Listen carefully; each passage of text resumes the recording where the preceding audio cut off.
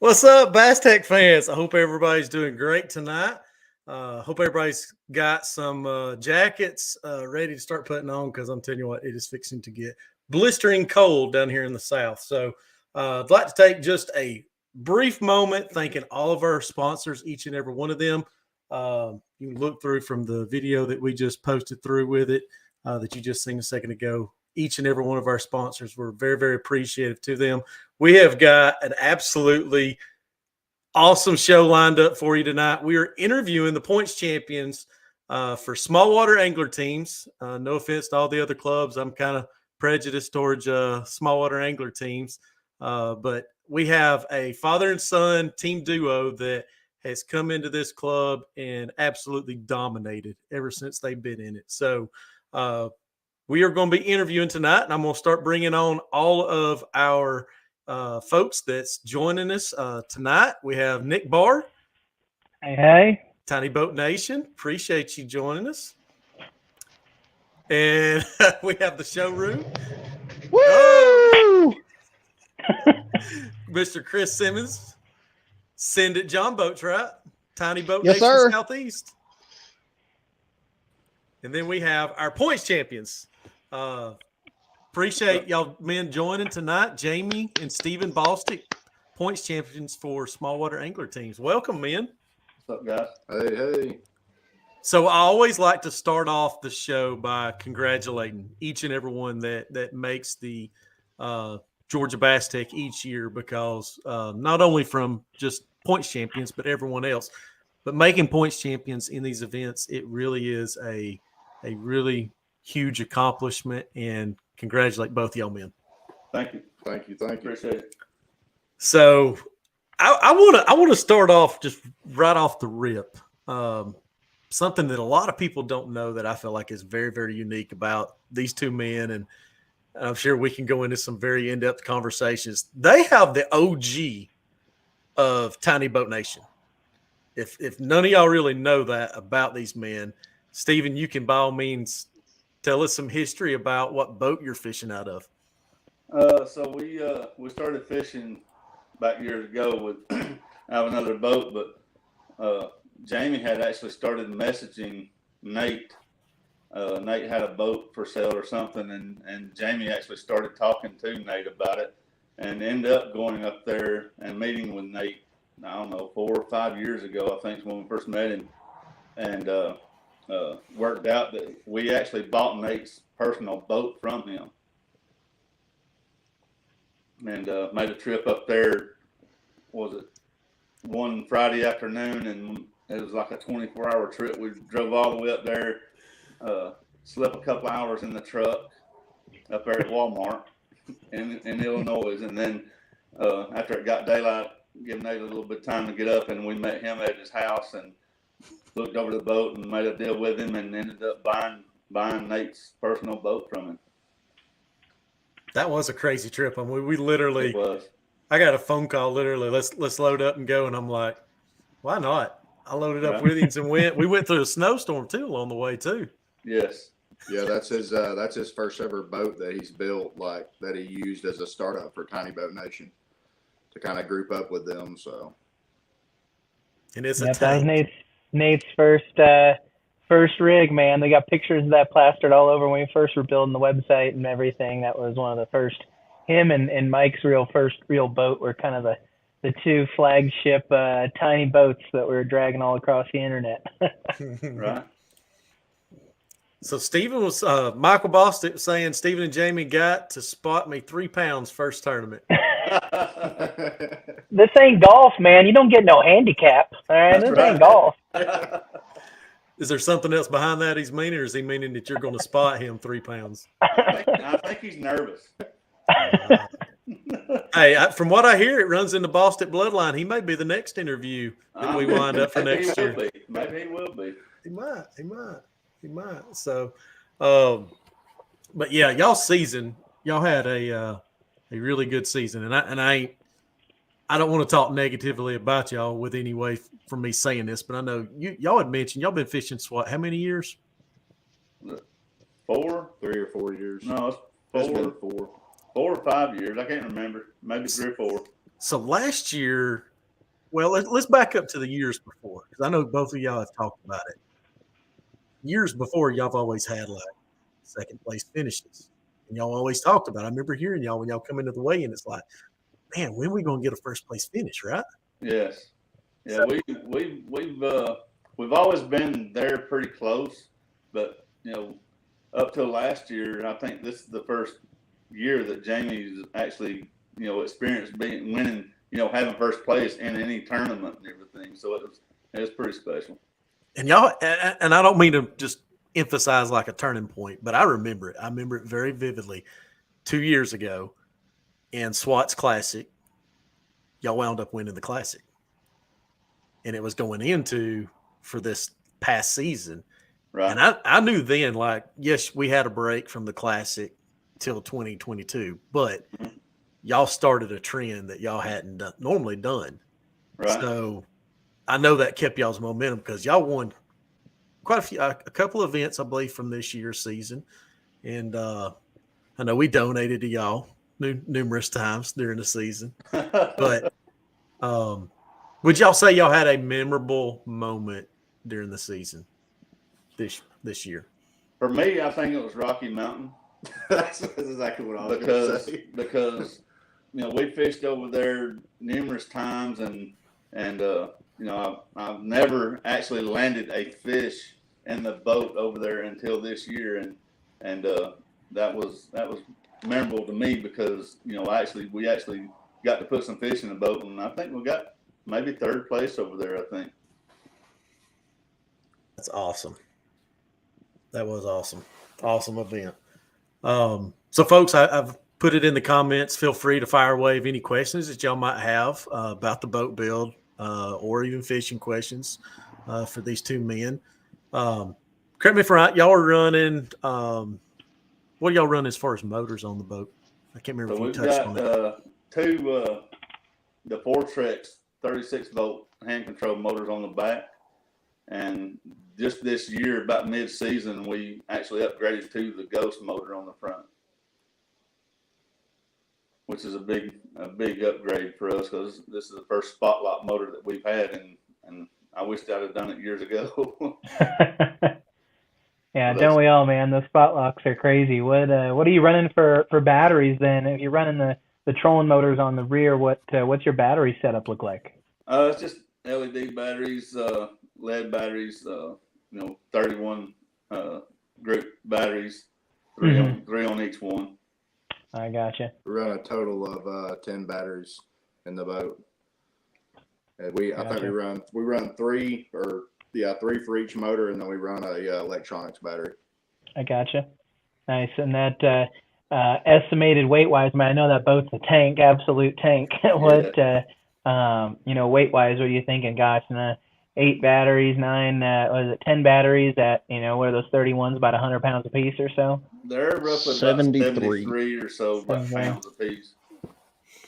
So, we're talking about getting some lithiums. And if we do, we're going to lose about roughly 800, a little over 800 pounds out of the boat. And you'll gain some more runtime, a lot more runtime. Right. So, question on your Ghost. First off, what graphs are you running, and how easy was it to hook it up with your spot lock and everything to your Ghost motor? Once American and I figured it out, you can throw me under the bus, Stephen. You don't have to be nice about it right now. Throw it. Once we got everything, I went ahead and got the Lowrance screen and everything, and I think it's just the Lowrance Carbon? Yeah, the Carbon. That's what we've got as far as graph, and then we've got a Humminbird graph for our down engine, side engine and stuff. Okay. So did y'all come from Humminbird to Lowrance? Yes. What are you liking it? And you notice any differences? Things you don't like? I like it a lot better. It's not as I don't think it may be user friendly as the Humminbirds.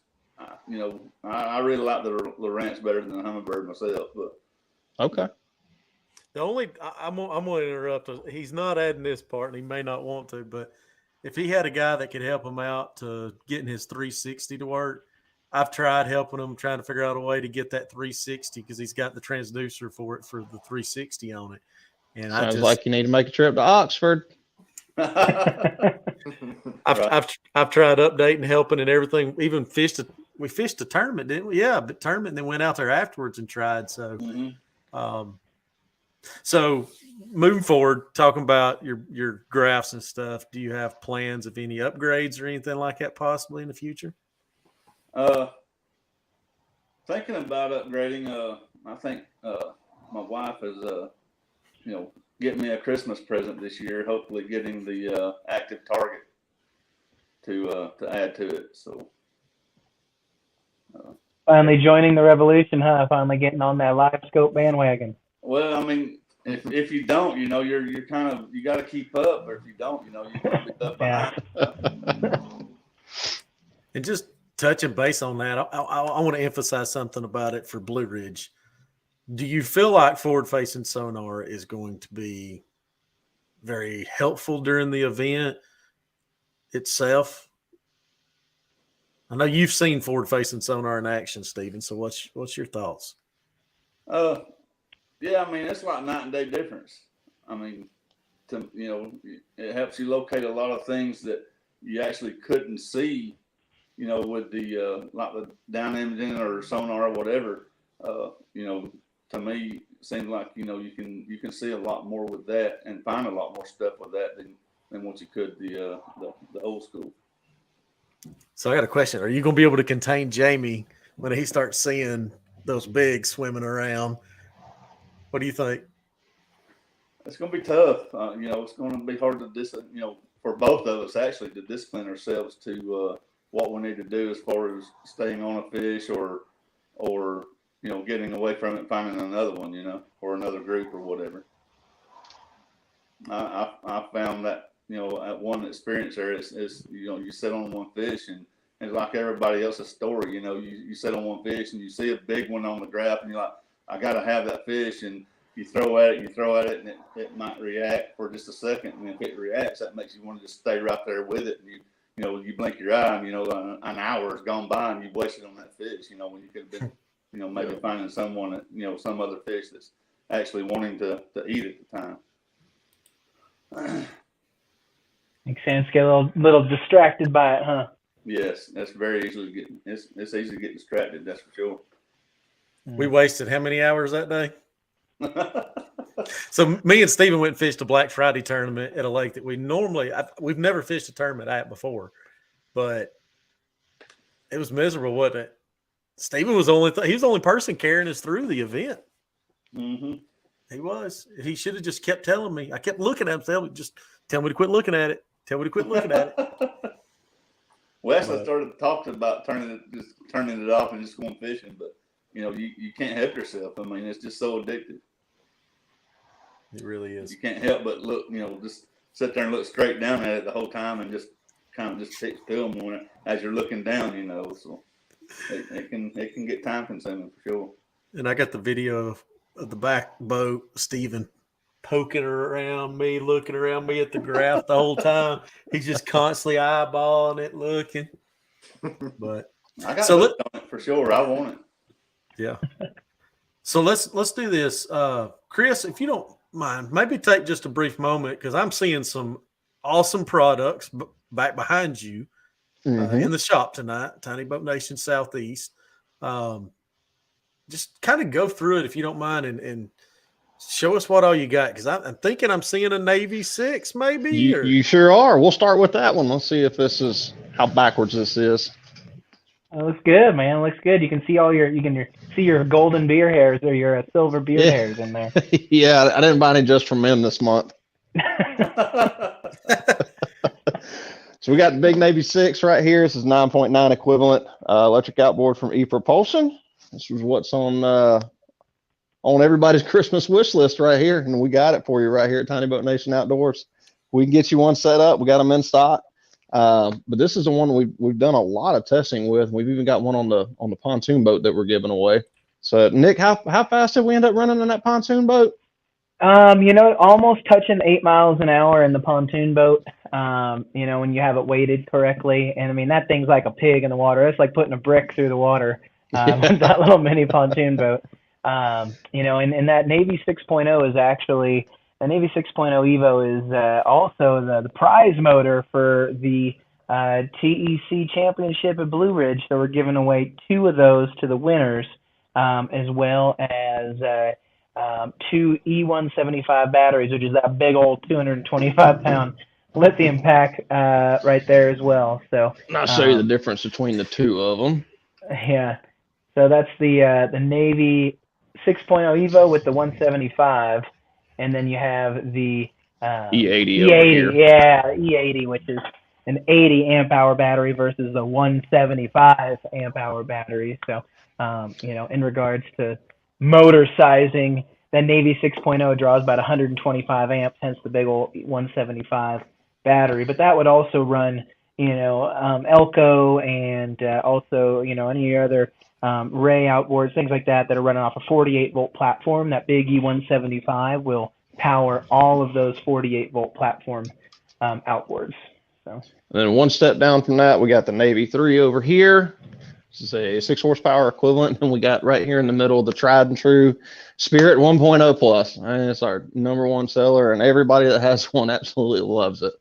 Yeah, a little 3 horsepower platform. We ran into a guy at Hard Labor. We were there, and he was pushing a little 15-foot, you know, a 16-foot bass tracker with it, and it was really efficient for him. You know, with the at 3 horsepower. So it's a high torque. You know, low. It ain't gonna set any speed records, but I mean, you're gonna push 5 or 6 miles an hour with that on most, you know, sub 16-foot boats, anywhere 13 to 15 feet. Best bang for the buck motor out there. If they're lightweight, you can pick them up. The batteries float. You know, it's just you can't go wrong with that combo right there, just to get you out on the water and get you moving. So let's yeah, man. So let's do a quick run around the whole shop real quick, and then we can get back to asking some questions. Oh, I got tons of questions. I even wrote a list. You got a list of questions? You got a Christmas I did. list Well, of questions? I watched the live stream last week since I wasn't able to participate, and I started thinking of all kind of good questions I wanted to ask. But so we got all the fun stuff back over here. This is all your boat building products. We got all our different trolling motor trays, the recessed trays, and we got trolling motor mounts. We got our new double graph mount. It's like every time we get these things in, they sell out. And if you haven't seen them, you definitely need to check it out. I know we got some videos and pictures and stuff on the website and on Facebook, but that is it right here. And then we've got the super awesome accessories that go with it. You got cup holders and plier holders that can mount over here on the side. And we've been seeing a lot of people recently are taking this graph mount and using it like in a non-traditional form. And what it's supposed to be, what it was designed to do, is go up and over your trolling motor tray like this. We're seeing a lot of people. We had a guy come in the shop the other day and bought one, and he just mounted it up on the side of his boat, like right by his on the bow plate, and he ended up loving it. So we're starting to see more and more people get into these. But yep, we got these here in stock. We've got the new vertical day box, and that has been a hot ticket. Every time we post it on Facebook or Instagram, I get 400 messages asking about where you can get it at and where it's at on the website. But this is a vertical day box that you can mount to the inside of your cockpit or along the side walls of your boat. It's big enough to hold a couple of smaller tackle boxes or one big tackle box. And then it's also got a ton of holes up here on the top so you can hang your baits instead of, like most of you tournament guys I've seen when I go to the tournaments, y'all got 400 baits laying in the floor. Well, you can just hang them up on this and you ain't got to worry about stepping on them all day long. I've definitely broken a couple lures doing that. Stuck one to the bottom of my shoe, and one good crankbait that was doing good all day, and all of a sudden you bend over the treble hooks. And then to add on to that, this is another new product we got that just came out. This is the double caddy. And what you can do is you can mount this just like you would that vertical day box to the inside of your boat. It's got 2 cup holders, got a place for your pliers and, you know, scale or whatever you want. And then it's also got some places right here on the front where you can hang all of your baits. Like I said, instead of having them all over the floor and piled up in the corner, you got your little beetle spin over there in the corner that you ain't used in 17 years. You can hang it up on there. But we got these in stock now. This is what just got in this week. So these are pretty cool. And they got a bunch of different mounting options, a bunch of different places you can put them. And then, of course, we got the OG caddies over here, which everybody seems to like. And All of our other products are here in stock. We got all your electrical stuff that you may need, switch panels, fuse blocks, trolling motor circuit breakers, just about anything and everything. And then, of course, we got all the e-propulsion motors in stock, lithium batteries. You need it, we got it. Chris, you need to get paid to be on a car sales advertisement on local television. We're taking donations through Venmo tonight, correct?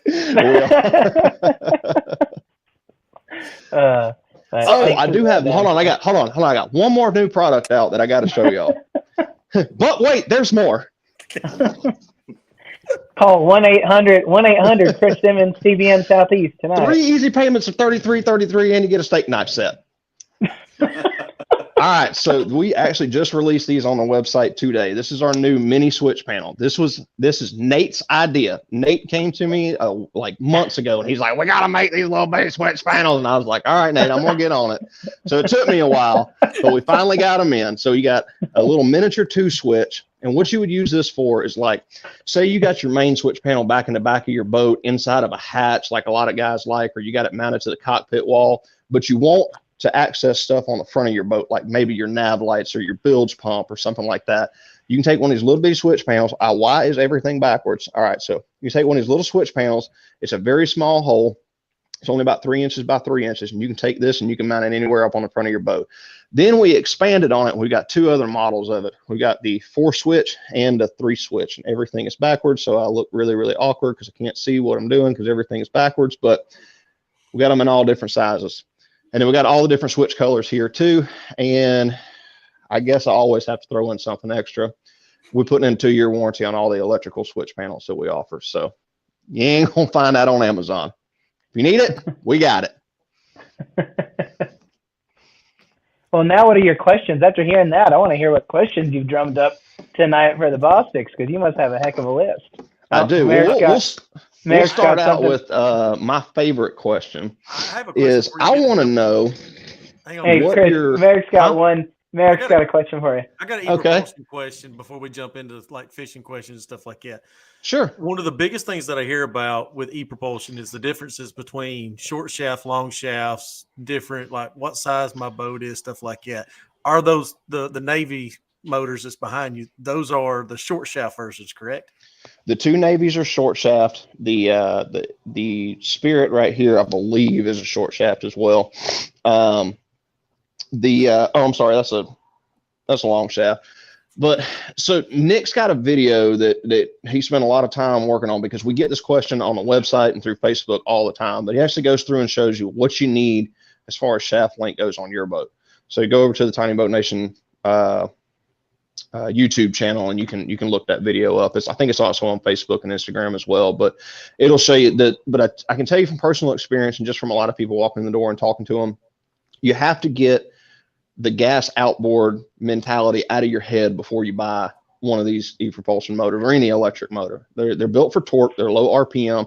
You actually want the prop to be down in the water a little bit. You don't want to try to run it up as close to the surface as you can and then try to drop it back down. We get a lot of people asking, like, "Oh, do I need a jack plate?" and all that. I'm like, get the size that you need to fit your boat. Yeah, yes. That's the biggest thing we get with the size of the shaft is that, long and a short shaft, it's not, like I said, not like a gas outboard, but a general, measurement. If your transom is between 15 and like 19 and a half to 20 inches, you want to go with the short shaft. If your transom's anything over 20 inches, anything over really like 19 and a half to 20, you want to go with the long shaft, because that prop needs to be, below the surface of the water by at least 5 inches to be able to get covered completely with water and not ventilate much. But also, you want that entire propeller area to have clean water. And this goes for every electric outboard. Elko, this goes for Minn Kotas, whatever you want. You want that trolling motor to be completely submerged in clean water. You don't want, the water running off the bottom of the hull that's full of air bubbles to be hitting that prop if you can save it. Because these motors are not turning high RPMs. They're not planing. You're essentially a big kayak in the water. And so, you want all that. You want to bite into 100% clean water. So that's, above on the e-propulsion side of things, above 20 inches, a long shaft 100%. Below 20 inches, you want to go with preferably the short shaft. If you're up higher, like 18, 19 inches, and you want to run a jack plate or a tilt and trim unit, then definitely go long shaft, because then you can always raise your motor up a little more if you want. So. And for you guys that don't know, with our store here in Georgia, ePropulsion and Tiny Boat Nation has been nice enough to bless us with a few demo units. So if you ever have a question about what will run on your boat and you're seriously considering buying one of these, feel free to come by and grab one of our demo units and actually take it out and use it on your boat and see what it's going to do before you make that purchase. Because we had a lot of people that are kind of in that like 18, 19, 20 inch transom range, and it probably should have gone with a long shaft and bought a short shaft. And then after they buy it, they're like, well, I wish I would have got a long shaft. I'm like, well, you could have come in here and got a demo unit from us and found out for yourself before you throw down that money. Yeah. So That's just awesome. come visit Chris. Yeah. Thanks, Chris. I will hook you up. Sorry to interrupt you about your question. Go ahead. Oh, my question. I even made a list.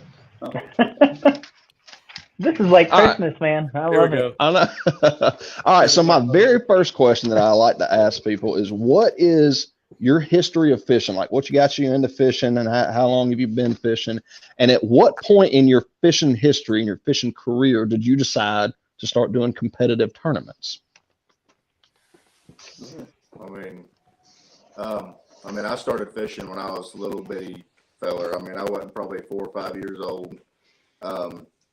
I remember my dad gave me a little tiny, it was a small little bait caster, had a short little rod on it. And I remember he took me to where he works now. And I was probably maybe 7 or 8 years old at the time. And I remember throwing the bait caster for the first time, and I backlashed over and over and over and over and over and over. And it just never stopped. And finally I learned how to cast it, and now I'm here today, and I've been fishing ever since. So I think, how long have we been fishing tournaments together? 4 years, 5 years? 5 years. We started out like just farm pond stuff. We had some friends that had some property and stuff. We'd go over and fish on their property and catch fish. We started out in a little small 14 foot, 42 inch wide little boat with one little motor on it, putting around in the farm ponds. And he got out of school. We were hunting and stuff, and got out of school and quit baseball and all that stuff and everything. And his heart was just in fishing, and, we just went from there. We quit hunting and everything, and just stuck to fishing, because that's what he wanted to do. So what made y'all decide, I need to turn this from a hobby into a semi-professional competitive sport?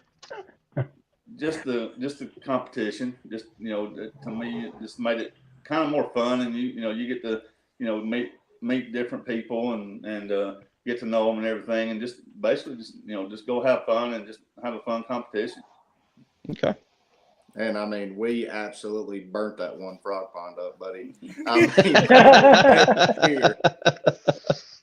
It was every year in the springtime, man. We burnt that frog pond up, and it was and we knew then. It was really time to move forward, and I was hooked, especially seeing I watched Dad catch a 9.5 pounder out of that frog pond, and that was a big turning point too. That's when we got that little 15-foot fiberglass bomber we had too. And we ended up selling it like quite a while ago, but it's went from there. Here we are today. So, well, to further that same question, what made you decide to get into electric only fishing versus all of the other kind of tournaments you could have got into? I fished both. I fished in a club with one of my friends in the gas, the big boats and stuff, and fished a lot of Alabama lakes and everything, and just the cost of it, each trip you go out nowadays, it'll be, about 150, 175 bucks a piece just to go fish a tournament. Your stay, your tournament fees, your gas to get there, and the gas in the boat and everything. And, the electric stuff, you just hook up and go, and, just gas to get there. It's just the cost of it, I get it. They get expensive. So what is your, and this is for each one of y'all, what is your favorite technique and time of year for going out and fishing? Are you jigging deep water? Are you like casting under docks? Like, what do you like to do? What if you could do anything? What would you do? I'm more of a power fisher. I like chunking and winding. Springtime and wintertime I like a good bit. Jamie's more of a slower kind of fisher, I guess. He's slow, or he's a slow fisher? He fishes a lot slower than I want to a lot of times. I get stuck. We'll be going into a pocket, and I'll get stuck in a group of fish. You'll see 15, 20 fish on a school of bait, and we'll sit there and drop shot them for 30 minutes without a single bite, and then I'll end up moving on from then. But I stay there a little too long sometimes, and I slow down and try to catch them, and it wastes a bunch of time, especially during tournaments. So after I've done beat it to death 5 times, every little spot in the area, I've done hit it 15 times or so, and I'm like, Jamie, let's go. And he's like, one more, I got a little bite right there. You got to stay there. So my question is, though, who controls the front trolling motor? I let Jamie control it. I do. So, he's always been on the front of the boat, and I'm always in the back. And it does take a good blend, and I'd say between y'all, father and son, the chemistry there, y'all definitely know body language and everything else when it's time to fold and when it's time to go. Mm-hmm. Yeah, he knows when I get irritated and it's time to move. He's like, Daddy, man, we got to go. Well, here's a fun question for you. Merrick falls and bumps his head tomorrow, and he shows up at the tournament and said, you're only allowed to have one bait. One bait. That's all you can fish with the entire tournament. What are each one of y'all picking? Depends on what time of year it is. Right now. I'm gonna be throwing a moving bait. Probably a fish head spin. Okay. I'm gonna be throwing a shaky head. Shaky head. Okay. Yeah, and it's the most versatile bait. You can do a lot of things with it. You can throw it shallow. You can throw it deep. I've seen people catch fish on it. Actually reeling it through grass. So even having fish chase a bait, chasing a shaky head back to the boat, either they're on moving baits or they're on, they're sitting on bottom. You can do a lot of things with it. You can fish it all times of the year, just like a jig. So. Okay. Merrick, what about you? What you picking? It really depends on the lake. It depends. If you're going after spots, I'd say just like what Steven said, something of a movement reaction style bait. But just like Jamie said too, if you go to a lake where it's going to be a slow go thing, shaky head. I could say forward facing sonar. You could probably throw a shaky head out there and we'll throw it to them and watch them chasing it in and reeling it. You probably could. Nick, you out there in no man's land in Texas, but let's pretend like you were somewhere where you could go fishing. What would you pick? Yeah, I live in the middle of the desert. So, growing up on the West Coast, I got to fish a lot of cool fisheries, but we have a lot of smallmouth. Not many spots. You have some spots. And they kind of act like southern spots, but in reality, West Coast spots seem to act a little bit different. I would be throwing a football head jig. I'd be throwing a football head jig with a Yamamoto double tail hula grub, and keeping it simple, man. They're eating a lot of crawfish this time of year.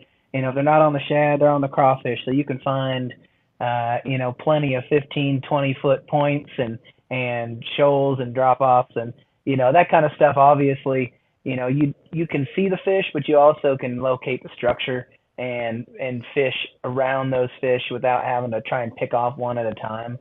I've never honestly got to really on my own boat have live scope. So, I'm used to more fishing. Okay, I know there's fish here, but then I'm going to fish the structure and fish the area versus like trying to pick apart a specific school. So, I'll be throwing a football up all the way until end of February. I'd be throwing if I had to give me one lure, I'd throw a football head jig because you can bang it off the bottom, fish it fast like a crankbait, or you can fish it slow and work it. So it's real versatile. And it's easy, beginner-friendly bait, too. You really can't mess it up. Nice. 4-inch or 5-inch hula grub? Oh, the 6-inch, baby. The big boy. They don't barely make those anymore. The big old 6-incher, man, makes it. This time of year, them crawdads are big, man. They ain't mating right now. They're big, massive, fat crawdads. I mean, Do you want to catch the 12-incher or you want to catch the 3-4 pounder? What's the They're not saying? Everything's bigger where? in Texas. That's what I You know, heard. it's funny. Yeah, well, the crawfish in Texas look like little lobsters. So, you know, but the thing is, even in your neck of, no matter where you're at this time of year, them crawfish are big. They don't got a lot of small crawfish right now. The ones that have survived the year, they're big. So might as well sling the big one. That's awesome. Okay. Well, here's another good one for both of y'all.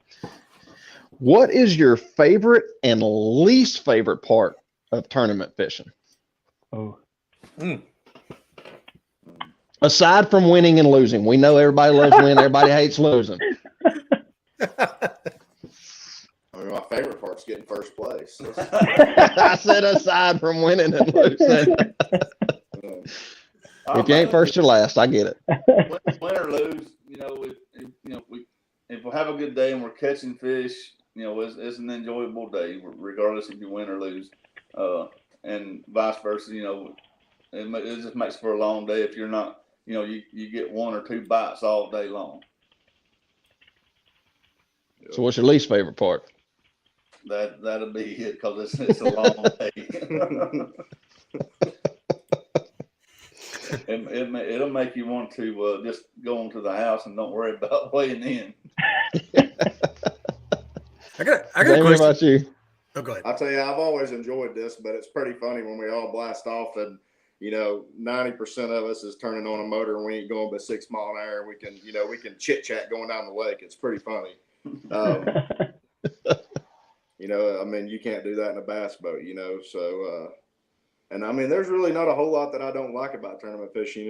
It's competitive and I love that competitiveness. I've always had that drive to, do things and stuff like that and I just have a drive for it. I enjoy it. So.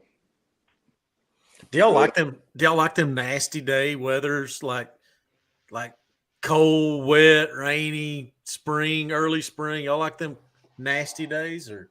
Surprisingly, I mean, we don't enjoy them, but we've had some of our best days have come in those nasty conditions. The weather's cold, it's rainy, it's windy.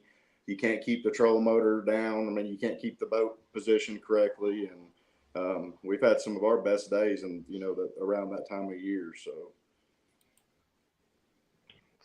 Awesome.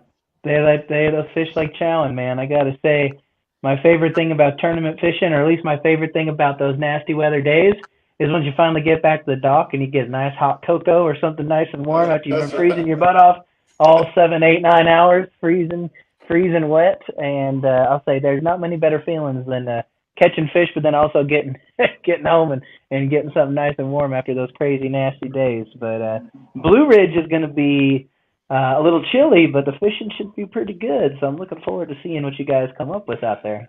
I hope so. We've not been up there, so we're planning on going a couple of times here just right after Christmas and going up there and checking it out and get a kind of a game plan going. Nice. So I want to pause just for a moment. We do have one question that did pop up at one point when we was mentioning about jack plates and different things. Carrie Bell is asking about jack plates or notch transoms, and I'm assuming he's referring to with the e-propulsion motors. Preferably, Chris, do you have anything you'd like to suggest on that? Yes, it all depends on the height of the transom that you have. If you're already running a really, really tall transom and just say you buy a used motor from somebody or whatever the case may be, I would rather see you notch your transom or have your transom replaced to the proper height for whatever motor you're getting or whatever motor you already have versus putting jack plate on it, because it's a lot harder to get a jack plate to ride good going down versus going up. Now, if you got a short transom and you got the prop too far down in the water and you think you're losing performance, that's when a jack plate comes into place. And that's where I would suggest going. If you got a really short transom, like something less than 16 inches, like some of these older V-holes that got the huge notch in them and the transoms are just really, really low, and you get a short shaft motor and you need to bring it up, jack plate would be perfect for that. But it's one of those things is where just take your time and buy the right shaft length on the motor in the first place, and then you won't have these issues and you won't need to notch your transom. You won't need to add jack plates because it's just more expense. Cool. So Pause just a moment. Anybody has any questions that they'd like to take and ask, not only to Tiny Boat Nation Southeast, Tiny Boat Nation, or to these anglers, Jamie and Stephen Bostick will be glad to fire them out there and ask away. So, Chris, you can continue your list. I'm just gonna. I know you got more questions. Oh, I haven't even made it on the first page. I got another page to go. I got one more tournament question, then we're going to change the subject. I'm curious because I'm not a tournament angler. My little experience with tournaments is going to the TEC the last couple of years and then just talking to some of the people that come into the shop. But I'm curious as technology is evolving, things are getting a lot more serious in the electric world. What changes do you see that might possibly happen in all the tournament series going forward in the future, either with sonars and graphs or electric motors are starting to get faster? Do you think we're going to have wake issues later on down the road and DNR is going to hammer down on that, or the tournament series is going to hammer down on stuff like that? What do you guys think?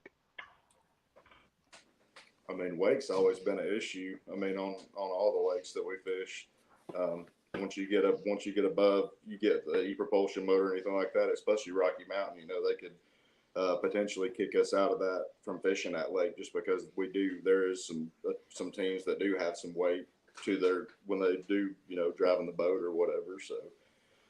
So, I mean, I think it's been mentioned before, like the reservoirs, especially like Rocky Mountain, basically trying to keep it around 5 miles an hour or under, just to be able to keep fishing, that lake.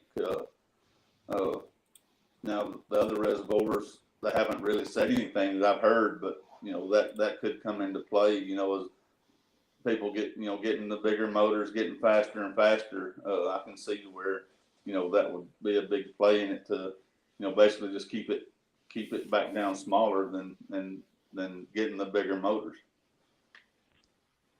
Anything as far as regulations or electronics or anything like that y'all think might change in the future? I think it's just going to get better. The technology with, fishing, finding the fish and everything. I mean, the graphs are going to get better.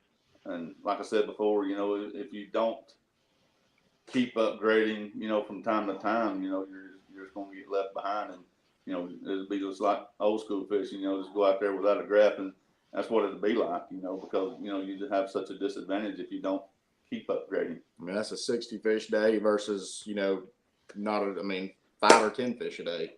I mean, using those electronics, man, you can drop right into a cove, and without having a graph, you won't see those fish if they're right below the boat. And having that graph there, you may pull up and catch 50 or 60 fish. And I mean, you've had a blast, so upgrading those electronics it's been huge for us too, but also learning them and evolving and adding all these extra things that we've added to the boat, and along with the electronics is really a big key and success and doing good.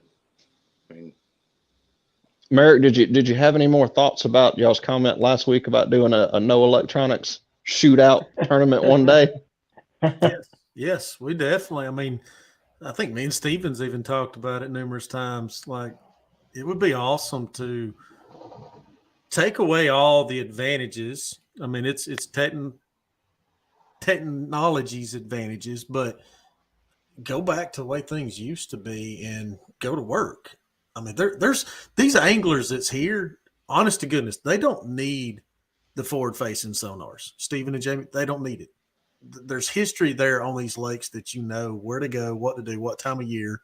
Does it help? Yes. It'll speed up your timing to get directly in face with them. But you can watch it. There's tons of videos out there on it right now and content all over the place that, I mean, forward-facing sonar is not like the bread and butter. I mean, it's super cool to see, and it really, really is. But I believe it has its disadvantages tremendously. I mean, these fish are I've been out and seen it firsthand, even on Blue Ridge. I mean, those fish are very, very finicky. When they get pinged, they're used to it, and they take off. I mean, it's a lot of folks, when they go up there, if they hadn't been to Blue Ridge, they'll see it firsthand. They'll see a school of them spots just cruising along, and then all of a sudden you go to ping them and you see them.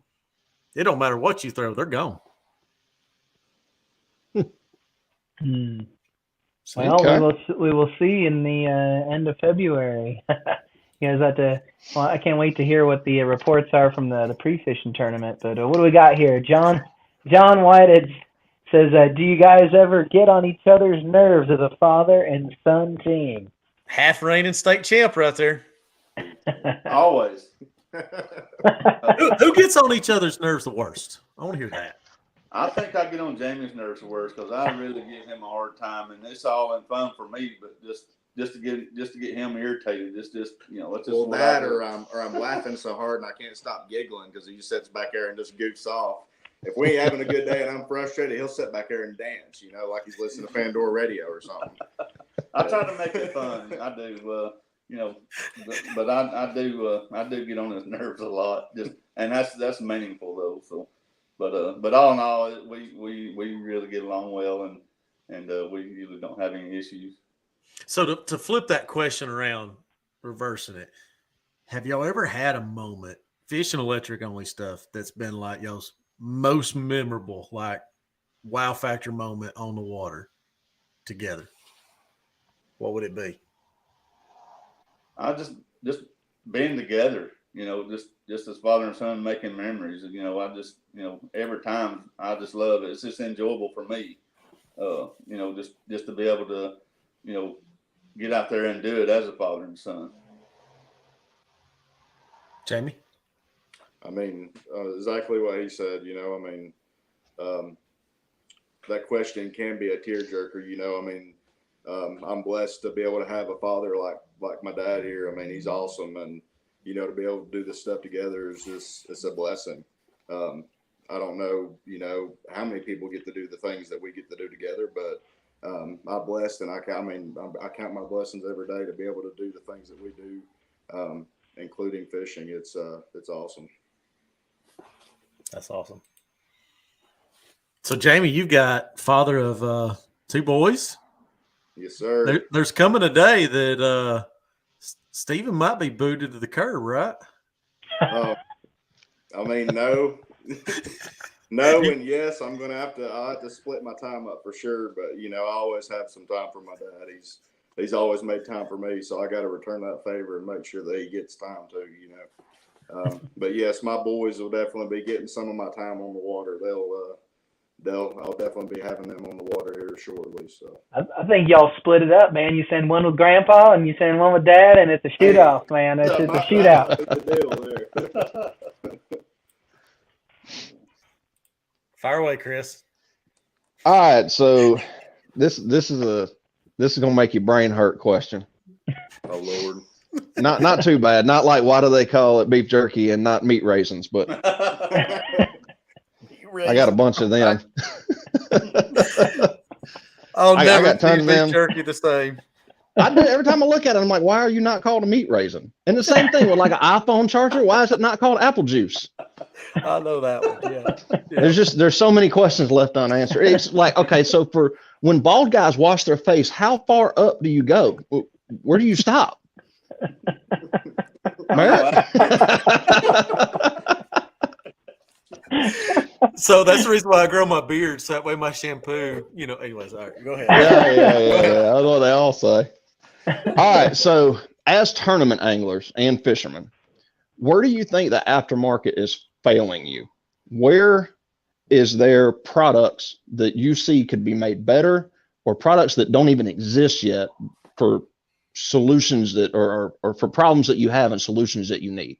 I'm curious as somebody who not only works in the boat industry, but as somebody who helps develop new products. That is a tough question. I mean, I told you it's going to make your brain hurt. Yeah. Couldn't I don't know.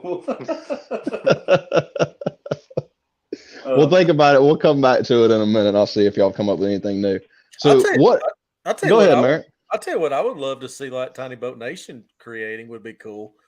Like competitive, like products for like, what are they called for the forward facing sonar? The right. I don't even remember what they're called. Oh, the little arms that control them. Yeah. I mean, something yeah, like we've that. been getting a lot of people asking about it. And I'll tell you from a design standpoint, it's difficult to come up with something that it doesn't look exactly like somebody else already has, but also improve on it. But at the same time, you have to pick, and this is getting into the business side of things, but you have to pick a market. Are you going to make a cheap, affordable product that you can have mass produce and get it out to everybody on the planet that just works okay? Or do you want to make a high quality product that costs a little bit more money and it's going to take you more time and research and development to get out there? I came up with an idea for the forward facing sonar that I didn't even know was already on the market. And then once I saw their design, I was like, oh, well, I got some better ideas. I'm gonna see if I can do it better. But basically it's a remote controlled way to mount on top of your trolling motor to where you can move your forward facing sonar wherever direction you want. But all this stuff is new. We hadn't had time to play with any of it and see where that market needs to go. And we got a lot of people asking about coming out with something to get these things on either off the trolling motor or find a way to put them on the trolling motor to where they're a little bit more useful. Jamie, Steven, y'all thought of it yet? I mean, kind of going off of what Chris said, I mean, having just I don't know if they've even made it yet, but a wireless transducer, having those wires just gone, just done away with. No wires involved in that. I don't know if they would ever be able to create something like that, but that would be awesome. It will eventually come, but I can tell you the problem is going to come with it is it's the same thing that we have issues with remote steering systems. It depends on what other electronics are being run in the boat and who else is around you and where you are. You pick up interference, and you wind up either losing communication or you pick up so much interference that the image quality is not there anymore. So I think that's coming. I see that coming to the market at some point. How good it will be, I don't know. They already have the wireless transducer, but it's in a very entry level, castable. You ever seen those castable? It looks like a bobber. Yeah, and so the technology is there, but I think with Chris getting to that, and also the fact of the power source, those things are pulling quite a bit, that transducer and the amplifier inside your fish finder. I mean, that's one reason why the Garmin has that big box with the heat sink. That's the reason why when side imaging first came out, that big old box you had to use to power your side imaging. Those things got warm and hot because they're pumping actually a lot of power. In comparison to the wire size, they're pumping a lot of power through there. So I think the interference, but also the amount of power between the two units wouldn't provide the type of imagery that we're used to, especially with now everybody doing live scope and stuff like that. So I definitely see it coming. I have the same concern where it's interference / just overall power supply between the two. So who knows? I mean, the military can fly drones at 2 miles away and have picture perfect. So maybe in 25 years we can have underwater drones that are scoping our fish for us every day. So. You know what would be a cool factor, Jamie? You saying it made me think of this. So basically, it'd be like a Bluetooth transducer. And make it to where the anglers that say they're out there, they're fans, and they're just following boats around. Make it to where you can have a shareable link to where other people that are out there, fans, they could literally just sit there and just turn their device on, check their Bluetooth close by, and they can watch a graph of a pro and see firsthand right there, hey, what are they doing? That would be a cool factor. But it would also be to where your competitors will be sitting there and they could probably sabotage you and change your settings, your gains. Anyways. I mean, they already have that with football. They have the fan-controlled football league. That was what Johnny Manziel was playing in before he fell off the face of the planet. Was the fan-controlled football league where you can have everybody vote for plays, and we should do that with fishing. You just have people that are watching be like, all right, throw a drop shot here. All right, drop it on that fish here. We'll see someday, 50 years from now. So talking about the forward-facing sonar, that's something that I get a lot of questions about. Is when are y'all going to come out with something? What can y'all do better? So just from y'all's perspective, what's already out there on the market? What don't you like about it, or what have you heard negative about it? 'Cause I don't use them, so I don't know anything about them other than how to install them. Well, just a little bit of time I've been around it. The cone that it actually shows, it's kind of a narrow cone, maybe a wider wider visual on what you're looking at, instead of having to really sit there and just fine tune your angle to get to what you're looking at. Which I don't know if that's out there or not, but just what I've seen, that one time when I went with Merrick, it's just a narrow area that you can see with that forward facing sonar. Maybe just a broader area that you can look at. Okay. Jamie, you got anything? No, I mean, I haven't really looked up, the forward facing sonar a whole lot myself, besides like live scope and stuff like that. And actually the guys at a couple of years ago at the TEC actually won with the live scope. They set on a couple of groups of big fish using live scope, but the transducer that we plan on getting here pretty quickly, I haven't done a lot of research on it myself. So Gotcha. Cool comment, Justin Donaldson saying, make the cone angle adjustable. That would be a really cool factor. Mm-hmm. That would be. It would. So I want to back up to Mac Dole. I think this is directed at you, Chris. You never have time to do it. Always leaving work early at Publix. What's up at Publix, buddy? So one of our employees that works with us, he works part-time at Kroger early in the mornings, and then he comes into work and does boat stuff the rest of the day. And he always giving him hell about it. So I leave early. I work in the mornings here at the shop, and then I leave in the afternoons to go pick up my kid from school. And he always gives me hell. He's like, "Are you going to work at Publix or Kroger? Where are you headed to today?" Oh, that's awesome. So Josh Griffith saying, on the flip side of that, narrow facing Garmin, is it more accurate because it's narrow, but yes, you have to be on point with it? I believe that. I mean, it is about accuracy with it. It is very, very narrow. And you do have to be point on it. It's tough to make that cast with it. Yeah. I think a lot of it has to do with the power. When you're putting a lot of power into a small cone, you can pick up a lot greater detail than you can trying to spread a lot of power out into a big area and try to pick up the same amount of detail. And that's one of the reasons we had a lot of people come into the shop to ask us about the 16-volt system that we offer now with the lithium batteries. A lot of people upgrading even the 16 and 28 volts for going to live scopes and your side imaging and your down imaging, because you're able to put more power safely into your transducer and pick up more detail. That's awesome. Yep. They're cool little systems. I know it's another battery and another expense, but it's just like I tell people, it's a night and day difference looking at a graph on 12 volt versus 16 volts.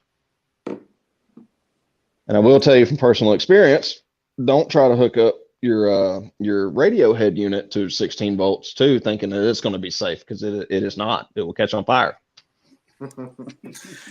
Have you had conversations with Lawrence yet about increasing the voltage? Yes. So the company that we deal with batteries is Powerhouse Lithium. They actually sell a voltage regulator specifically for Lowrance graphs, so that you get a steady clean, no more than 16.4 volts. Because that's the thing with batteries, a lot of people don't realize is, 16 volts sometimes will be up as high as 16.5, 16.6, depending on the charge rate. And as you start to use it, of course, it's going to deplete down. But with the Lowrance units, you cannot go over 16.4 volts. Once you do, you will fry the unit. So, and it's a small little regulator and ain't very expensive, but you just plug it in line with your graph power, and that will regulate the voltage down to it'll never go above 16.4. So with the Lowrance, you don't have to worry about it. Everything else is good on regular old, just straight from the battery, 16 volts. And then you got some people that are running some of the bigger head units lately. We got them running on 28 volt systems for the big 12s and the Garmin. What is the new one? The newer live scope 40, is it 42 or something like that? And they're going up with some mega power on those. Mm-hmm. Oh yeah. Well, I had another question. So what, aside from fishing, what other hobbies are you guys into? We play cornhole on the weekends. Semi-professionally? You can call it professional. It's kind of backyard stuff, but Okay. Who's better? Cornhole gets serious. I mean, I'm pretty serious with it.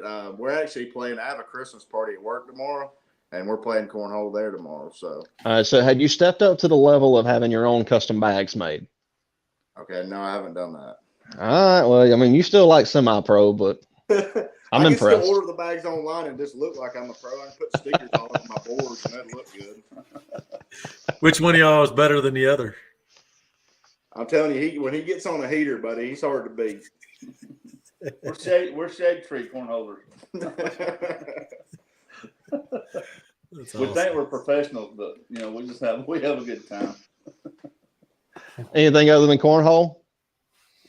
I mean, not really. We quit hunting, and I mean that's all we do is fish. If we get a spare minute, we're going fishing somewhere. Yeah. Well, y'all fish during hunting season, so Right. I don't get it. I don't like the cold at all. I get on America every single year when we have to go to the TEC, and I'm like, you had all summer. Yeah, you want to do it in the middle of snow, January, February, March every year, and I'm out there just freezing. Right. Now we had it in the summer months one time, kind of. It was like May, late May. Yeah. Well, some the years you never know how the weather's going to be. We got. I mean, I'll just be truthful about it. We got blasted pretty hard as far as it's tough on the fish when you get into the warmer months. Fish care is pretty high in priority to a lot of us, and get past post spawn, warm water. It's very difficult. Puts a lot of stress on those fish. So let's talk about something. Okay, bringing that up and talk about it. Y'all have a unique setup in that boat, in y'all's boat, for helping out in the summer months. Y'all want to expand on that? Yeah, for when Nate designed or built the boat, he actually the circulator line in the live well actually is through the ice box or the cooler on the boat, so we don't actually have to put ice in the live well, for the fish. We just keep ice in our cooler, and it just recirculates and keeps the water cool for the fish. So, How long does it last during the summertime? the ice really don't last that long. Once you get the water cool in the live well, I guess it's insulated enough, so it pretty much stays cool, throughout the day. We've actually put ice in the live well, and with it circulating in the ice box, and I actually got worried because I thought, at one time I thought it was going to give the fish shell shock, just being that cold. So we actually quit putting ice in the live well itself, just making sure our cooler is full of ice. Usually, within an hour or so, depending on how hot the water is, mid 80s or whatever, the ice don't last long, but it cools water down enough to keep them alive all day. I mean, I don't even think that if we might have had maybe one dead fish all year, and I hooked them. It was either one of us obviously hooked the fish deep in the gut, and I mean, I think that was the only fish that we might have had that was dead. Besides that cooler keeps them fish alive. And it's a huge game changer having that circulation pump and everything in there, and having that chill box mod. It's huge. That would be cool to put a stamp on that for TBN, making like a custom chill box mod setup kit. Yeah, we get a lot of requests for it, but it's really only with tournament guys. That's why it's not as popular as it is, because a lot of people find us on YouTube, and they're do-it-yourselfers, backyard guys, and the market for tournaments is teeny tiny in the world of John boats. But I definitely think it's something we might definitely look into. Coming out with like a kind of like our live well system, a drop-in cooler and live well all in one. Definitely something we can look into. Fire another, Chris. I know you got it. And anybody's got one, fire away too. We'll mix it in. Yeah, absolutely. So if you were giving advice to somebody new coming into the tournament world, what would you tell them is going to be their biggest hurdle to learn, coming from fishing farm ponds and their favorite lake all the time versus having to travel around and go and learn all these new lakes all the time? What's going to be their biggest problem? What's the thing you're going to tell them they're going to have to learn? Memories, spots to fish. Fishing going from farm ponds to the reservoirs and the bigger lakes and stuff, they all fish different. So the biggest thing, you just have to go out there and spend time on the water to to learn it, and then get your confidence. Because when we first started fishing in the SWAT and everything, that was what our struggle was. Just getting frustrated because we couldn't, we weren't catching the fish that everybody else was catching, and we just didn't have the time on the water. Just got to be consistent and just get out there and spend time. So y'all are allowed to pre-fish, right? Y'all go out a couple days before and try to see what's going on. Yes. Uh-huh. What are you looking for when you're going out and pre-fishing? I know you don't want to wear out every single fish that you're going to try to catch for the tournament. Usually if we go, we'll go out and just locate some fish and cast out and see what see what they're wanting or see what they're doing. We might catch one fish and then just leave them alone and then go find another spot or two, just to carry us out throughout the day. Jamie, you got anything to add? No, just to kind of go off of what he said.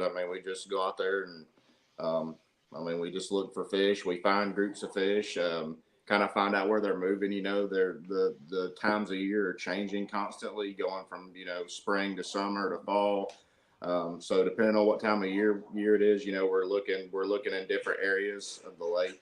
To see, where the fish are at, where they're migrating to, and that sort of thing, to kind of get a game plan. So maybe the week before the tournament, if, they're in a pocket or or they're going out to mid lake, we'll kind of know when tournament day gets there. We'll know kind of where we need to be at. Now, do y'all have a good online resource or book resource that you can refer new people to learn more about getting out on new lakes and learning how to fish new lakes if they're getting into tournament fishing? Y'all have a blog or somebody that y'all recommend? Biggest thing, I think, just Google Earth. And, if you're not familiar with the lake, look at the histories of the lake, and you can date back and everything, and look for different key areas that the fish might be on, and either carry it with you on your phone or just keep it in your memory bank up there, and just go to find and see if that's where the fish are actually at that might be interesting to you. Okay. What So I you, got do you yeah. do you follow anybody YouTube stuff, kind of closely watching and be like, man, that right or there, magazines? Yeah. I know some people still. I'm old school. I like magazines. I tell you, my favorite guy to watch on YouTube is Gerald Swindle. He's awesome. He gives some of the best speeches, and he teaches a lot of younger kids coming up, and even people, adults, that are into fishing now. He helps everybody get a chance at doing fishing, and he kind of shows where he come from and his background and where he's at now, and he's an awesome guy to watch. He's definitely one of my idols for sure. So Michael Bostick talking about we need lake maps for reservoirs. So one of the things, if you're not familiar with it, Michael, Lawrence has the sea maps, which you can actually upload people's data on the public side of it, and you can see a lot of the contour maps already built. Humminbird come out with the Helix and the different, Onyx and the different brands. You can go out and do your own mapping. These electric-only reservoirs, most of them do not have maps. You have to make your own, or if you have Lawrence, you can just literally upload it directly onto it. Jamie, Steven, y'all definitely check those contour maps when y'all are fishing these lakes, right?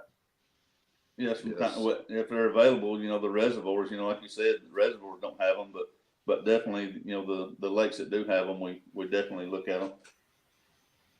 Why do the reservoirs not have them? So they're just too small. Yeah, well, you got to think about it. Most of them were built probably 90s to early 2000s, and even recently, there's even a lake here in the Metro Atlanta area that's full pool, but it's been built recently, past couple of years. So they're not going to have that topography map to provide. Most of the topo maps you get, U.S. Army Corps of Engineer, TVA, Tennessee Valley. Different places like that, so they're not going to really typically provide it. But I'm telling you, one of the coolest features ever I've not played with a Lowrance so much. I'm familiar with my Humminbird. I doubt I'll ever get rid of that Humminbird unit on my graph. The mappings that I have done, I mean, I could spend probably 4 hours showing you the mapping that I have on my software. And I've showed Jamie and Steven. I believe I have literally showed the capabilities of what all it does. Hardness to softness to 3D contouring. I mean, it really shines to giving you those extra details. Good question there, Michael.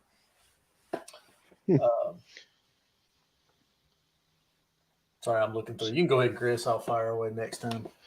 So I'm curious to learn a little bit more about that. So your graph actually basically reads and maps while you're running around and stores it on your graph, and you can share it with other people. For Lowrance, you have to upload. You have to upload it onto the public maps. You have to. Okay. Well, I say you have to. You don't have to, but if you go out and you collect that data, you can actually upload it onto the public maps, and that's how. Not all of them's complete. So I mean, I've just made the transition to the Lowrance. Jamie, Steven, y'all made the transition into it. So I mean, you see it, some data has been collected, and I'll tell you, it's not 100% accurate either. A lot of these guys, they'll go out there and make one pass. You know, you can't just make one pass over an area and expect the contour maps to be fully built. You have to make lots of passes over it, and it's tough in electric boats. It really is, because you can't.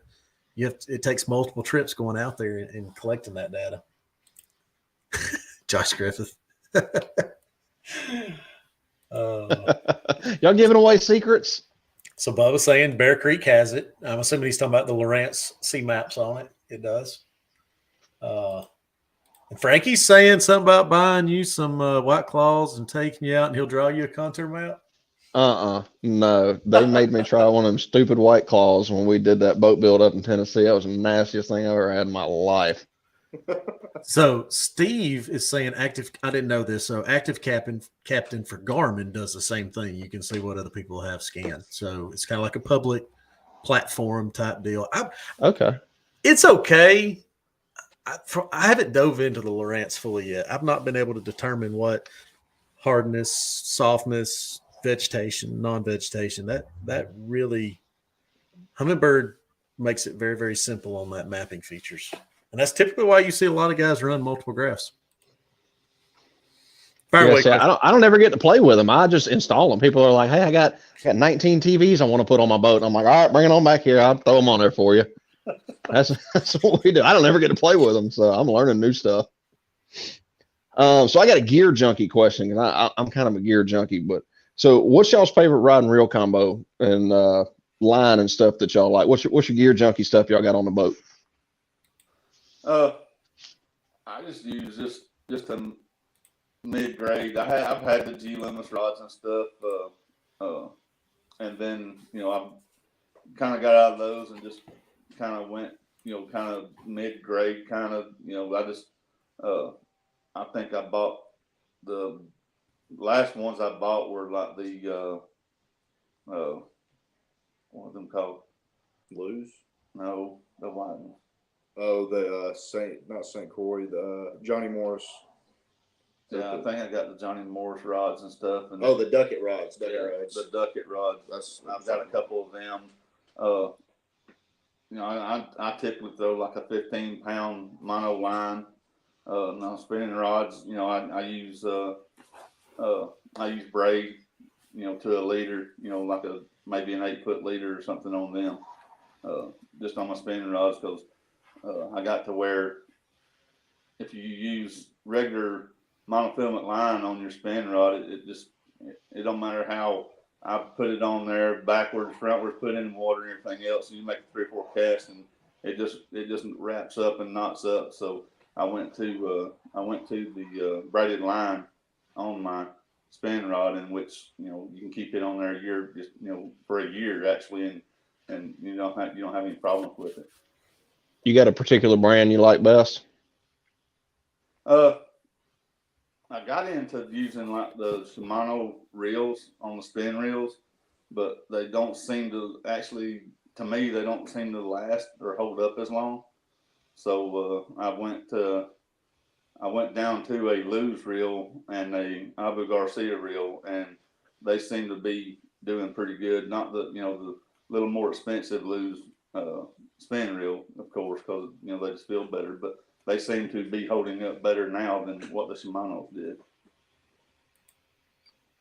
Jamie, you got any favorites? Lew's is my favorite. It always will be. I mean, I've used a lot of different rods and reels. I typically, just me with my expenses right now, I mean, I usually use kind of lower end rods. But I mean, I'm going to get a high dollar reel. All my reels most of them are high dollar, and they're all Lew's reels, BB1 Pro Series. Which one did you get me a while back for my birthday? You remember what that was? Was that a Abbey Garcia, wasn't it? Garcia, yeah. Yeah, I can't remember what it was. A Revo is what it was. I love that reel. That's a great reel. But I'm sticking to Lew's, man. I'm full set on Lew's reels. How many rods have y'all broken going back and forth to the lake and all these tournaments and stuff Dude, we broke so many rods. We've stepped on them. We fell on them. I mean, I actually had a buddy went with me one time, and he didn't strap his rods down. We was headed to a tournament over at Lanier, and all of his rods flew off the side of the boat, and we didn't locate a single one of them. It was quite a devastating day, but I've done it all. I've seen it all. Wow. Josh Griffith's got a question. So, last Hail Mary, you've done everything. When all else fails, what's y'all's go-to bait in case of an emergency? I'll slow down and go to a shaky head. If it's been a long day and you're not catching any fish and you really just figure them out, usually you can catch, you can usually catch them on a shaky head. That'll usually catch you some fish if there's any around and they're biting. And most of the time, it's really not even the bait that you're using. It is you are fishing too fast. You need to slow down. If you think you've slowed down enough, you haven't. You need to slow down a little more. Most of the time, that's all it is. You could be throwing a crankbait and you're 2 Red Bulls deep at 7 in the morning. You're just daggum, son. You cranking down on it. Most of the time, it's just letting back a little bit and slowing down. That's the biggest thing, I feel like. And speaking of Red Bulls, if you're me, I am 2 Red Bulls deep, and I got a rod in each hand, so I'm getting out. Speaking of Red Bulls, y'all got any early morning tournament rituals that y'all do? You got some funky underwear that you wear every time, or y'all go to the same Waffle House and eat? Or I'll tell you, sausage biscuits, dude. They got one. Biscuits. Everybody's got one. Listen, this year, instead of stopping, because Jamie's a shopper. We'll go in there. I filled the truck up with gas, and I said, Jamie, going into the store. He's in there shopping for groceries, right? So I go in there and I get my stuff, and I'm ready to pay, and I'm sitting here waiting on Jamie. I said, Jamie, come on, and he comes back with $25 worth of stuff, and here I am just drinking a couple of snacks. And I said, we're not going to eat, we're going to fish, So. It's pretty funny, but I got out of that and started making, sausage biscuits, and Merrick thinks that's our ritual. Because usually when I started that, it's got a good look biscuit. We started doing good, and Merrick's like, "You bring sausage biscuits for us too?" So biscuits, homemade sausage biscuits is what I was bringing, and I guess it seemed to work out for us. We can smell it when they open the door of the truck, getting out of the tournament. I mean, it's like the entire club is begging for sausage biscuits in the morning, and they've yet to provide any. I mean, Jamie, if you see them at a gas station, if there's Jamie probably tries to find one that's got a buggy somewhere in the gas stations that way they can load the groceries up. I mean, they don't have battery weight in their boat; they got grocery weight. Jamie can. Oh, sorry, Jamie. I'm a big boy, dude. That damn cooler's filled up with stuff to eat. I don't blame you. I'm the same way. I'll come out with a pack of crackers, and he's like, "Is that all you're going to eat all day?" I said, "Yeah." And he's got a grocery sack full of food, man. He's gonna eat. I'm telling y'all, I wished I'd had a GoPro recording the entire time the trip we had to Illinois. I keep going back to that trip. It was fun. I mean, them 2 men right there, they snored up a dabbling storm. I slept none in the back of that truck that night. None. I love you, but Whew. Now, y'all, you said you went up there in a snowstorm? I mean, Yes, not bad. it wasn't bad. So y'all didn't wind up backwards on the interstate like me and Anthony did when we went up there. No, we're down here in the South, we try to take our time and be easy with it, and there's snow on the ground. You can't see the lines or nothing. And, I'm putting it 40 miles an hour, and here comes a little Honda car just flying by us. I'm like, golly, look at that guy. And I guess they're used to driving like that. And I'm like, Tractor trailers too. Yeah. Tractor trailers too. I mean, I was sitting there I had quit dipping before that trip, and I literally bought some dip just to go back up there because we knew it was going to snow. And I was like, well, they're used to it up there. And that's like when we went up there, Nate was making fun of us because we were freaking out. And I'm like, dude, I never seen this much snow in my life. I said, in Georgia, 1/8 of an inch of snow, enough snow to put a footprint in the ground will shut the entire state down for a week. yes. We'll be out of milk and bread and eggs for a week. And y'all are up there driving 75 miles an hour through a neighborhood and this stuff like it ain't nothing. Right. but I will vouch. I mean, Steve, you remember this. I mean, the Department of Transportations that were on those interstates, the entire ride up through there, it was unbelievable. I mean, everywhere you turned around, there was somebody working the roads to make sure everything was good. So that was a fun memory. I'm sorry to go back to that. That just it was fun. We left 8:30 that one Friday night, and we drove all the way up there nonstop just to get gas. Parked up there in the Walmart parking lot, as I was saying earlier. Slept a couple of hours, and we're dressed in warm, and summer clothes. We go up there with shorts. So I go into Walmart. All three of us do. As soon as they open, Merrick and Jamie, they've got shorts on, and everybody's looking at us like we're crazy. and Jamie's pushing the grocery basket. Yeah. And we're buying grease and bearings and stuff because we got a long trip back with the trailer. So and we sleep. Like I said, just a couple of hours. Go meet with Nate, spend a little time with him up there, and then we left and drove straight back. It was like a 24-hour trip, but. We got to see a lot of country up through there, and it's really nice. I'd like to make that trip again. I'd like to go back up there again. We made it back by 8 o'clock that night. Yeah, it was definitely 24 hours, just up there and back. But it was a really fun trip. It really was. Just to go up there and talk with Nate and hang out with him a little bit. Being the first time we met him, he was a great guy. Oh, I love Nate. I hate Illinois. Right. It is cold in there. It is I'm good. Yeah. But I love Nate. I ain't going up there no more. But it's amazing how that boat. I'm sorry. I said it was amazing how that boat that y'all bought that trip going up there to Illinois, and look at where we are now. Yep. And I ain't saying that to brag. That ain't. It's just amazing to see how it's brought all of this together. And I mean. When we went up there, Nate didn't really know nothing about electric tournament style stuff. It's not big up there. No. He hadn't even heard of it, and we were talking to him prior to meeting him and everything, and he's like, "You're putting 12 batteries in there, and you're only running electric motors."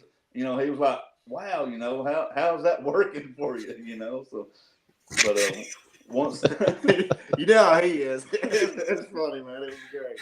You're going to put trolling motors on that thing? You're not going to put like a 40 or 50 horsepower motor? With a Red Bull in the hand telling you, you're crazy. Yeah. Mm-hmm. Yeah, that's Nate. But at the same time, we're so used to it down here dealing with the same old thing. It's either flat bottoms or mod V's and electric tournament rig. And then we had one come in, and I remember one of our very first boats that came in the shop was a V-hull. I called Nate. I'm like, "Hey, man, what is this thing? I've never even seen one of these before. I don't even know what to do with it. Where do I start?" He's a wealth of information, though. I'm not going back to Illinois if I don't have to. I went, do what? You, huh? That's what I try to do. Well, so I don't like the cold, number one. I just don't like it.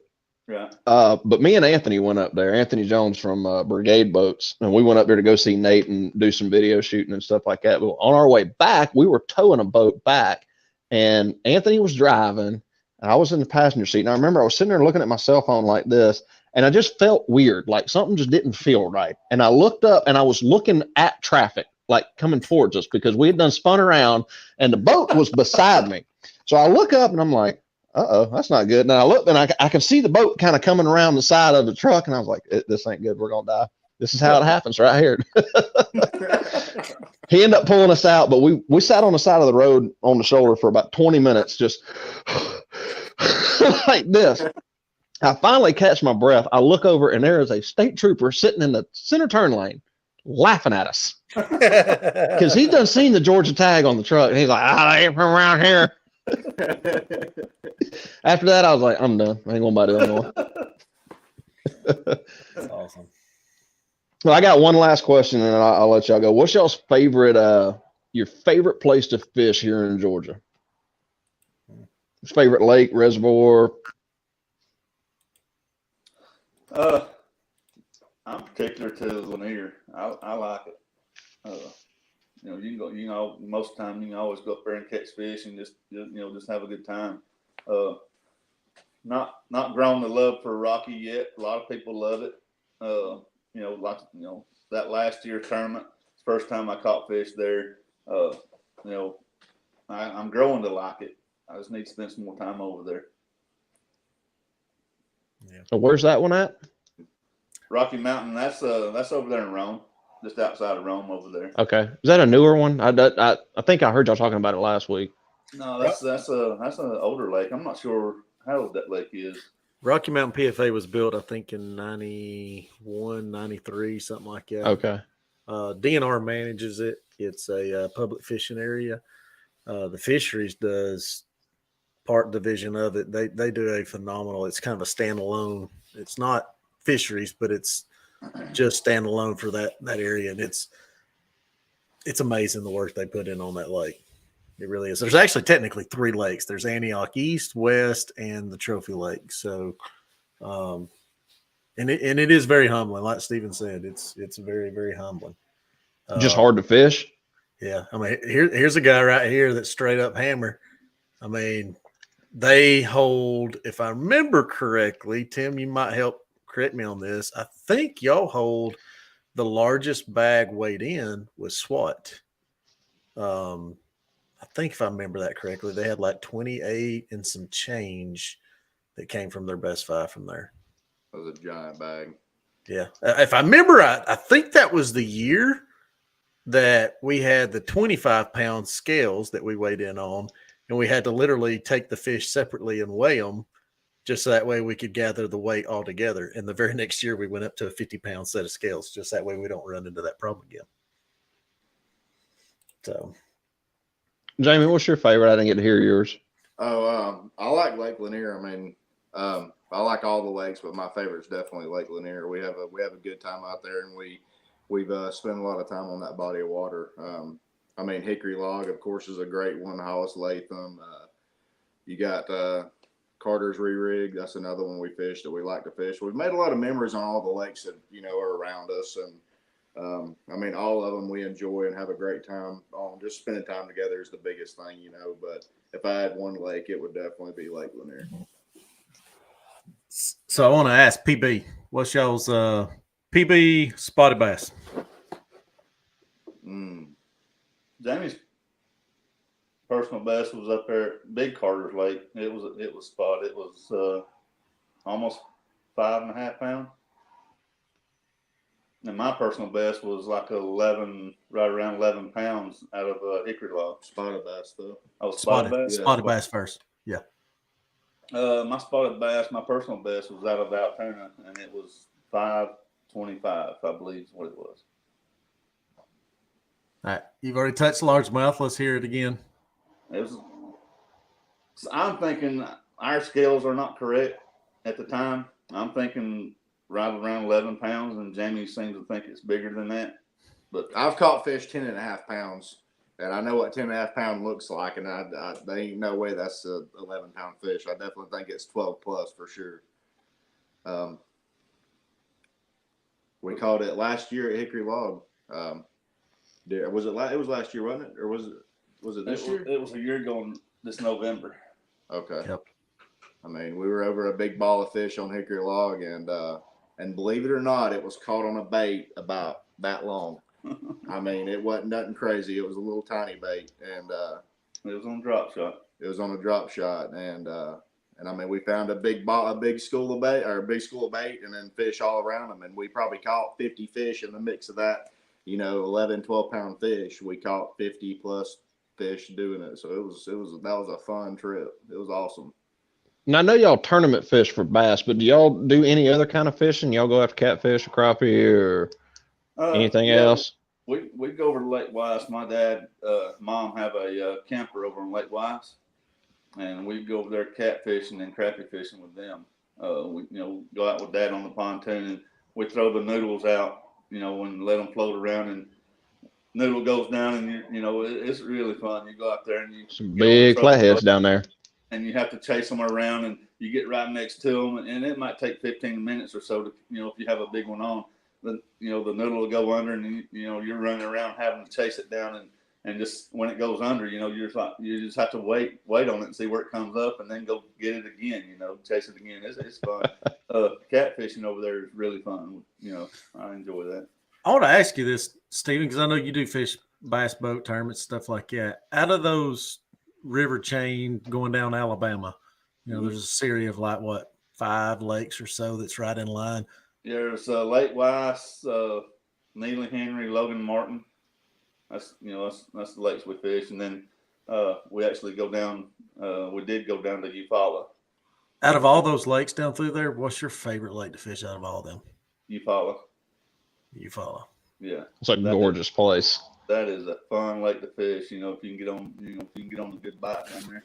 We were down there on a shad spawn, and we just had a blast on spinnerbait. I think we wore out three or four spinnerbaits just in the morning time. So, but Eufaula is my favorite down through there. It's awesome. Well, look, I'm kind of. If anybody got any questions, feel free to fire away. I know we've had a great host tonight, taking and asking some amazing questions. I'm definitely looking forward to some of his questions for the next Hooked Up Live, which will be next week. We're doing next week. Hey, Ryan didn't have as many questions the other night, so I'm gonna tell you. Ryan is the quiet kid in the room that's listening to everything. Just because he don't say nothing don't mean he ain't listening. So appreciate that. Josh Griffith said he got in late. This was awesome. Appreciate it.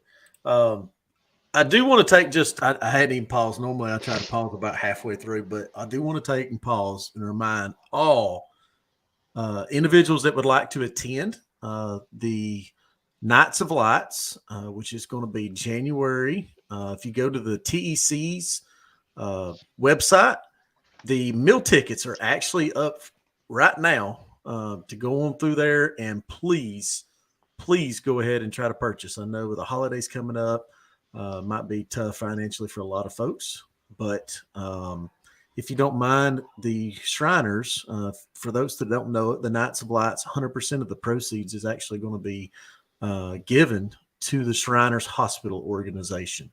And I believe there's been a lot of lives touched by the Shriners organizations to what they do, and they help families and children that stand in need. So even if you don't plan on wanting to attend, if you'd like to make a donation to it, the Venmo account is linked on the website, Georgia Bass-TEC. It's GABASSTEC.com. And you can, meal tickets are $10 for adults, $5 for children.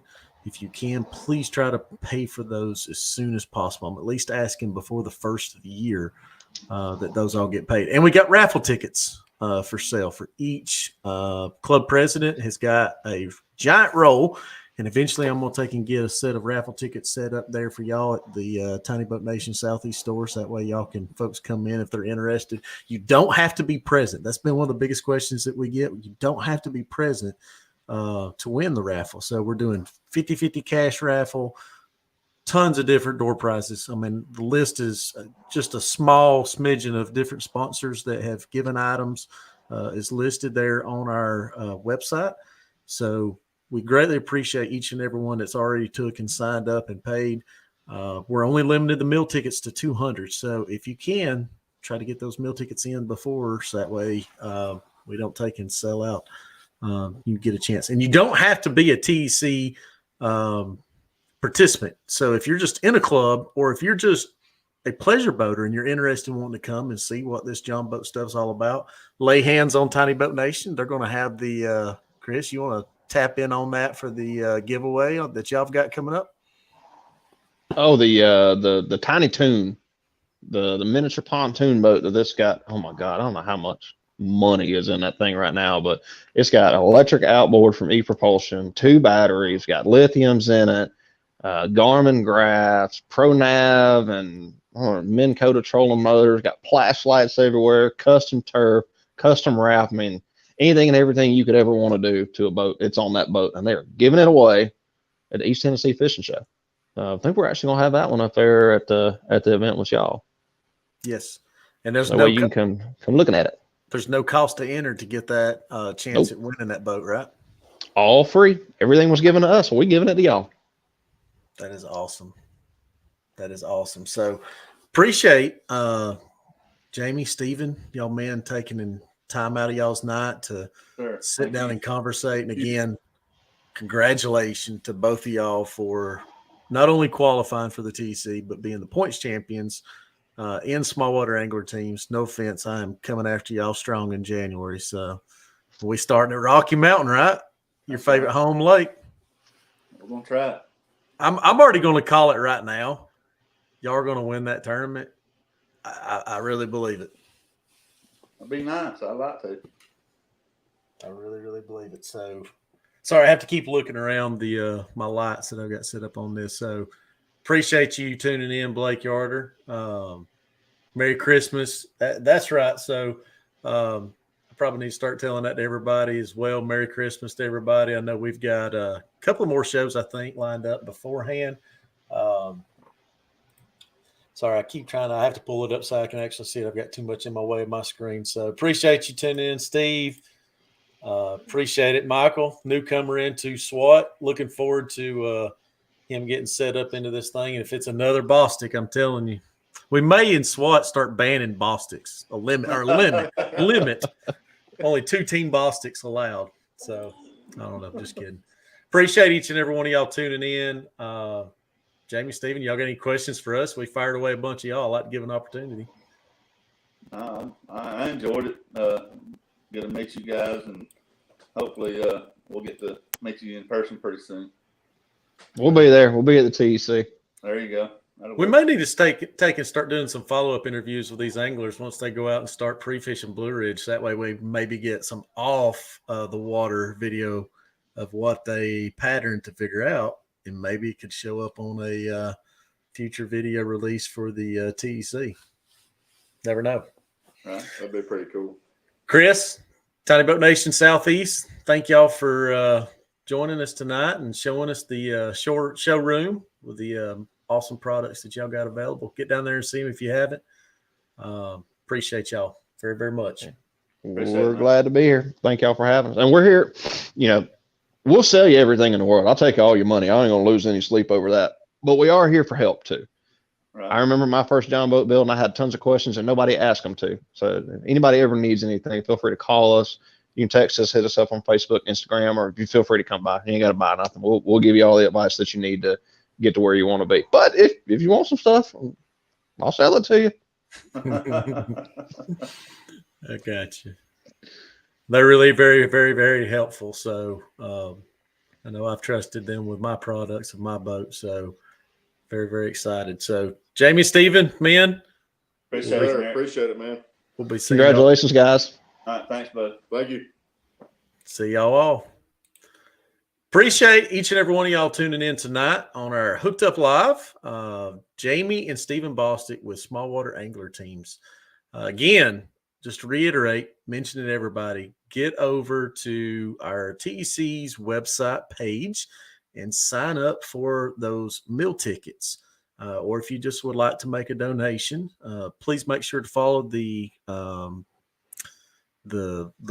listed numbers that it gives on the actual screen, prompting you how to go through for signing up for the meal tickets or for making donations. We appreciate each and every one of our viewers, appreciate ePropulsion, appreciate all of our Hooked Up Live sponsors. each and every one of them. Don't forget G2 Gemini jerseys. If you want to take and get your jerseys ordered in, make sure get over there, check them out. All you got to do is enter in G2 Georgia 22, and you'll get 25% off any order. Get over their website. They've got some awesome apparel. Line Taming Serum. We very, very appreciate their product lines that helps out fish additives for the line conditioning, as well as their lures that they actually make as well. So appreciate each and every one of them. Dugout Bait and Tackle. If you haven't got down there, check them out in Marietta, Georgia. They'd be glad to see you down there. They have got wall-to-wall bait and tackle, everything you need for fishing. Get down there and check them out. So, as well as Tiny Boat Nation Southeast, Tiny Boat Nation as well. And forgive me, he is probably going to take and whoop up on my hind end. It'll be in the video whenever I take and play it here in just a second. PFD Fishing, as well as his other company that he's got some awesome hard crankbaits, jerk baits, some soft lures, I believe, on there as well. Get over there and check them out. Awesome product line. We appreciate their sponsorship through Hooked Up Live. Sorry I didn't have time to take and upload it. We had a thing for our daughter tonight, so I got preoccupied and forgot to upload it. I greatly apologize. It'll be on the next one. So appreciate each and every one of y'all. God bless. And we will see y'all this coming Tuesday night, our Hooked Up Live, 8 p.m. And all of our individuals who's going to be here again. We appreciate each and every one of y'all, and God bless each one.